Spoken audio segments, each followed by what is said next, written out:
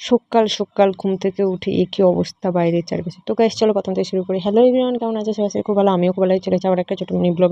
আর আমার অবস্থাটা পুরো দেখতেই পাচ্ছ কী অবস্থা আমার, পুরো ঘুম থেকে সবাই উঠে আর উঠে দেখি বাইরে গাইস প্রচুর পরিমাণে বর্ষা হচ্ছে, তারপরে একটু একটু কমেছে, তারপরে অল্প অল্প হচ্ছিল। তো তারপরে এদিকে চলে এসেছে আমার মিনিটাকে একটু আদর করতে, তারপরে ব্রাশ করবে নিয়ে ব্রাশ করছে। দেখো আমার মনুটা খাট থেকে আমার কাছে চলে যায়, আমি একে বলছি কি রে ব্রাশ করবি ব্রাশ করবি। তো ব্রাশ টাশ করার পরে এদিকে চলে এসেছি খেতে বলতে আমি হচ্ছে বসছিলাম, খাবো না বলছে, মা জোর করে খাইয়ে দিচ্ছে, বলে কোনোদিন সকালবেলা খাবি না আর দিয়ে তো শরীর এরকম হবে। তো খাওয়া দাওয়া শেষ করে চলে এসেছি রান্না করতে। আমি আজকে খুব তাড়াতাড়ি রান্না, আমি 8টার সময় রান্না বসিয়ে দিয়েছিলাম, দুপুরের রান্না। আর এদিকে দেখো হচ্ছে যে কি লোটে মাছ বলে, যার কারা বোমলা মাছ বলে, তার হচ্ছে তরকারি রান্নার জন্য করছিলাম। তো এদিকে রান্না করেছে হচ্ছে একটা সবজি দিয়ে চচ্চড়ি, তারপর বোমলা মাছের ঝাল, আলু কচু দিয়ে ডিমের ঝোল, আর এদিকে করেছি চাটনি। তারপরে এই পাশে করে দিয়েছিলাম হচ্ছে ভাত বসিয়ে দিয়েছিলাম, ভাতটা আমি লাস্টে করেছিলাম। তো তারপরে আমি চান বান করে চলে এসেছি, ভাত টাত হওয়ার পরে তো আমি খেতে বসছি।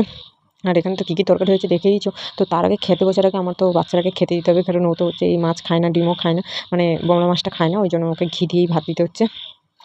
তো আর ঘি দিয়ে ভাত পেলে আর কি চাই ওর, ভাই দেখো কীভাবে খাচ্ছে। তো তারপরে আমি তো খেতে চলে এসেছি।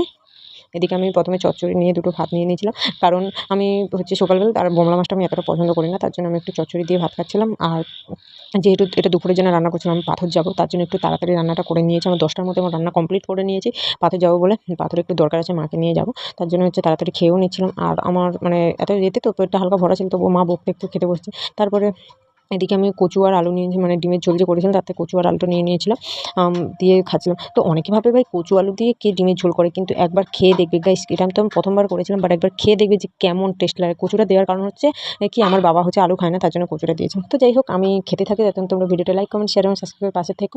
আর হচ্ছে আমি পাথর যাওয়ার ব্লগটা তোমাদের পরে দিচ্ছি। টাটা সবাইকে, লাভ ইউ অল, দেখা হচ্ছে পরের ভিডিওতে, ভালো থাকো ততক্ষণ সবাই।